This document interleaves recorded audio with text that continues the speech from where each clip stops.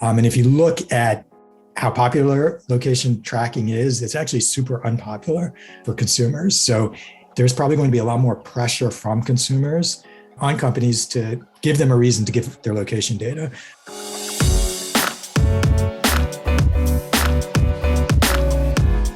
Hey gang, it's Tuesday, March 22nd. Yory and listeners, welcome to the Behind the Numbers Daily, an eMarketer podcast made possible by Mountain. I'm Marcus, and today I'm joined by our principal analyst who heads up our technology desk. It's Yory Wurmser. Hey Marcus, how are you? Hey fella, good. How are you? I'm doing all right. Terrific. It's good for a Tuesday. It's the best we can do. That's the ceiling. It's okay. A couple of facts for you today. A couple of US country facts. 3 of them. I spoil you. The first one. The US is the only country that has all of Earth's 5 climate zones: tropical, dry, temperate, continental, and polar. I didn't know there were 5. They make sense, but I didn't know there were 5. Number 2, Lake Superior on the US-Canada border is the largest body of fresh water in the world by surface area. The lake covers 32,000 square miles. Number 3, the US is the 3rd most visited country by international tourists. Ooh, 3rd place ain't bad, America. Yory, any guesses on number 1 and number 2? Wow. France. Bang! I would say. Hello. That's 1? Yeah. I mean, it's easy in Europe just because like you walk and you can do an international trip, which is much harder here. Number 2, England. Oh, thanks for saying that. But no, that's a good guess actually, because it is a bit of a hub, especially people like connecting different places. Spain. Spain, yeah. Spain, yeah, sneaks in. Number, is in the top 2 as well. Anyway, today's real topic, location.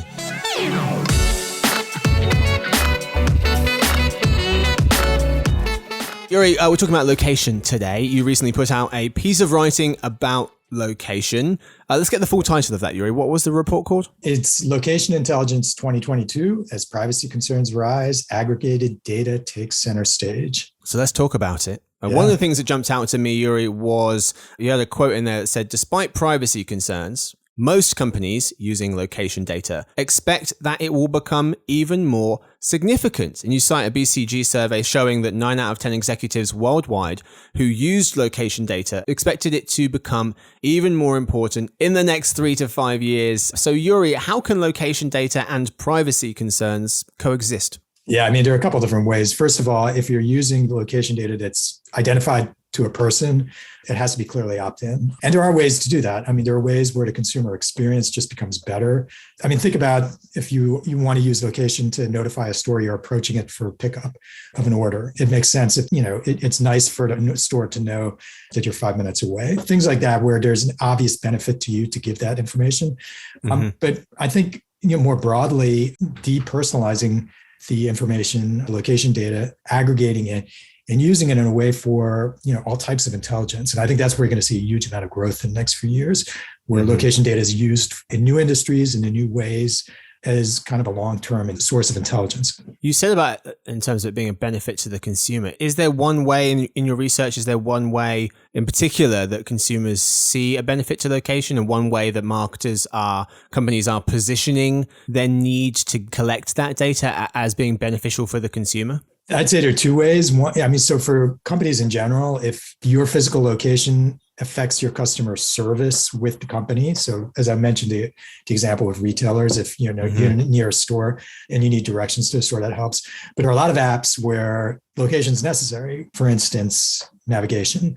Waze needs to know where you are to give you the proper direction. It helps to have your location in weather apps as well. I mean, you can type it in, but it becomes really unwieldy.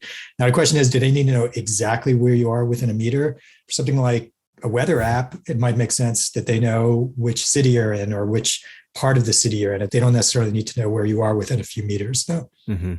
And people feel a lot more comfortable. Is there like a big difference between people saying, hey, I'm in Cleveland versus, hey, I'm on this street in Cleveland? Well, I don't think anyone's ever comfortable being in Cleveland, but I mean, apart from that. Yory! That's my home away from home, away from home, away from home. So sorry, but that's Marcus. Fair. No, it's okay. It's fine. So there are moments where it makes a lot of difference to know the precise location. The example of the store or navigation, you need to know exactly where you are. But For weather, I'm not so sure. And actually, what you're seeing now are companies like Apple, the operating systems for mobile, Android and iOS. They're giving consumers the option now to provide general location data rather than specific location data. And you're seeing a lot of consumers take that option. All right, I'm just going to take this second to apologize on behalf of Yory. Cleveland, if you're listening, he didn't mean it. He probably did. My best friend's from Cleveland, so it's got a special place in my heart. A suburb just outside, to be specific. But still, Yory, can't believe it. I want to apologize to everyone from Cleveland for that. I'm actually a fan of Cleveland, believe it or not. I grew up in Baltimore, and there's these old industrial cities. I've got a soft place. Yeah, he does. Yeah. All right, okay. Yeah. We're back. Yory, what are the top 3 trends you expect to disrupt the location data space? I mentioned them in my report as 3 separate trends, and they're kind of interrelated. One is consumer privacy concerns. So you're seeing a lot of stories out there notifying, kind of revealing how much information companies have on people's location. And if you look at how popular location tracking is, it's actually super unpopular for consumers. So there's probably going to be a lot more pressure from consumers on companies to give them a reason to give their location data. Yeah. So that's one trend, sort of pressure for companies to make a case for collecting data. The second 2 really factors are government regulations, which are privacy regulations in general, are ramping up. You saw it with GDPR, the General Data Protection regulations in Europe a few years ago. You see it in the California law, the CPRA. You're seeing pressure for a federal privacy law. You have a law in Colorado and Virginia. Lots of laws sort of restricting how companies can collect consumer data, and especially location data, which under California law is considered sensitive data. And the third is the operating systems. Apple has taken a lead in restricting location data and personal data in general. You're seeing Android followed a lot of the same type of restrictions, especially for location data. So as those 3 sort of come together, I think it's just going to become more important for companies to get opt-ins from consumers to collect data. And even if they get that data, to use it responsibly, aggregate it when possible, protect it as well as they can. And I mean, how different are the rules in all those different pieces of legislation when it comes to location data? Is it kind of a pretty kind of common standard across the board, opt-in, like we're asking something very specific and they're classifying location data as something similar across them, do you know? Or is it like a complete patchwork? They're treated similarly. I mean, one way that I would say they're different is that in Europe, location data, personal location data is not considered sensitive data. Whereas in the CPRA, the most recent form of the California Consumer Protection Act, it is considered sensitive data. So it's in some ways stricter in the US than it is in Europe. So there are nuances. Yeah. Yory, how can marketers in particular, not just talking about companies in general, but marketers in particular, use location data effectively? There are a bunch of different ways. I think I pointed a couple of them out already where they can be used. I mean, it's really consumer experience, but it's sort of making consumer experience better. When you're using it specifically for marketing purposes, the aggregated data is great information. It's great intelligence on your consumers. You can segment your consumers well. You can see where your consumers are coming from. You can create cohorts of different consumers based where location data is just one of the inputs there. So there's definitely the analytics part of it. Certainly sort of that broad location data, that less precise location data, I think is really important to differentiate an advertisement in Texas from California, for instance. See where you want to advertise winter clothing. I mean, you're not going to do it for either California or Texas, but maybe Minnesota, Texas, things like that. Another really important way is local search. Search uses location data for retailers particularly. It's great to upload the inventory that you have for specific locations, and it's important to know who is nearby to show that too. And that's, a lot of mobile search has that in there. So those are a bunch of different ways you can use location data. I'd say the most important is as analytics, but you can still definitely use it for targeting as well. Okay. In your research for this report, what did you find was the most interesting and or surprising finding from your research? I'm going to answer that in 2 ways. So because I've studied location for a while, there's something that's not surprising to me anymore, but was when I first did. And that's how unpopular location is relative to other types of tracking. People really need a reason to opt into location tracking. When I first saw that maybe 3 or 4 years ago, it surprised me that it's more sensitive to them than something like, your purchase behavior or other things, but it makes sense. For this report, I think one of the things that surprised me is the amount of privacy protecting policies are already in place, things like differential privacy. Most of the companies are leading with privacy first now. I mean, a lot of this is, in response to consumer concerns that I just mentioned, but I think there's a lot of reality to it as well, that a lot of companies are moving proactively to, better privacy policies, which was encouraging. It's definitely not 100% of companies. There's still a lot of actors out there who need to be a lot more careful, but a lot of actors seem to be being fairly proactive. Finally, Yory, where does location data go from here? Pun intended. It's a really good question. I mean, I think there are a few ways. I mean, first of all, I think it's going to go in new industries. So you're going to see location data used a lot more in things like real estate and finance as an early indicator of, what inventories are doing, which factories are running, how's a company doing right now, or, before they publicly state their earnings for the quarter. You're definitely already seeing that. I think you're going to see more of that. And I think longer term, I think you're going to see more focus on augmented reality and, kind of more emphasis on places. So the data, location data is not just where someone is with their phone. It's also what a place is, what a coordinate on a map is.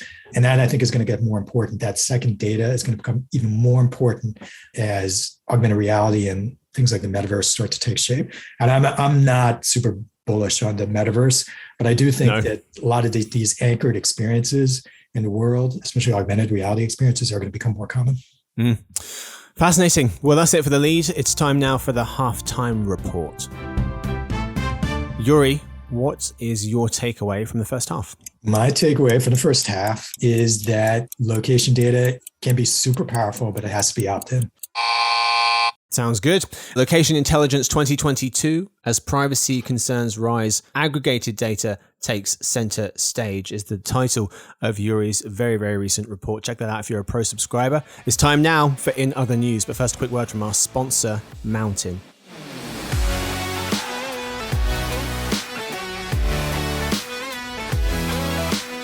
As connected TV's viewership expands, so too does the opportunity for marketers to use it as an effective performance ad channel. Mountain Performance TV is built with that in mind. Their connected TV marketing software solution is tailor-made to drive highly qualified site traffic and deliver fully measurable conversions and revenue. And by running ads solely on premium streaming networks, you can rest assured that your ads are effective and brand safe. Visit mountain.com to learn more.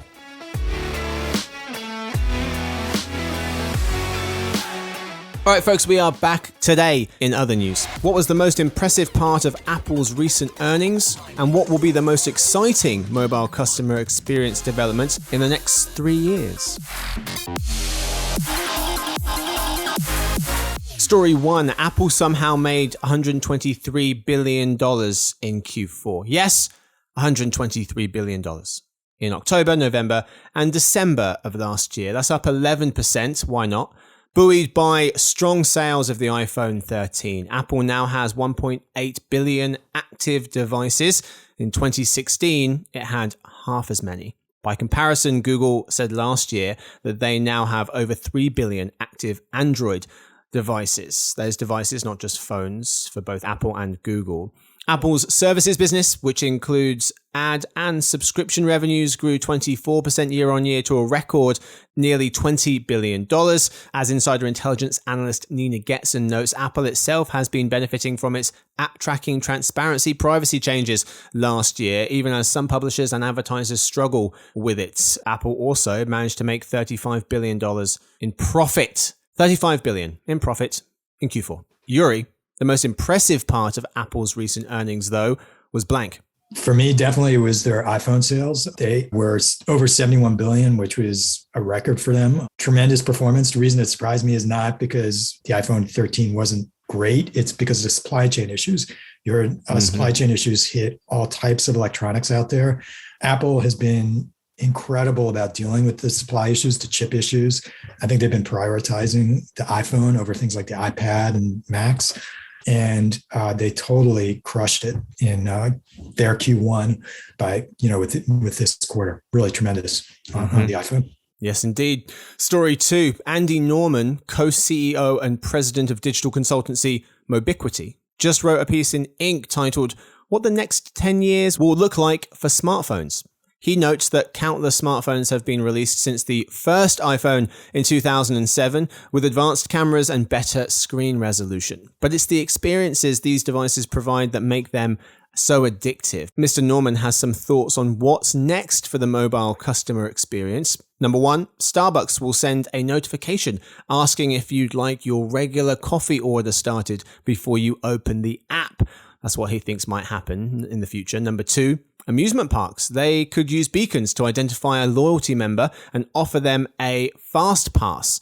Number three, customers who use store apps might get coupons for future purchases, maybe on the way or in the store whilst they're shopping. But Yory, the most exciting mobile customer experience development, in your opinion, in the next 3 years will be blank. It's going to computer vision applications. So really two of them. One is augmented reality. I think you're going to see augmented reality finally reach its potential for two reasons. One is 5G is going to make downloads a lot faster and latency slower. So you can have a lot more powerful type of applications.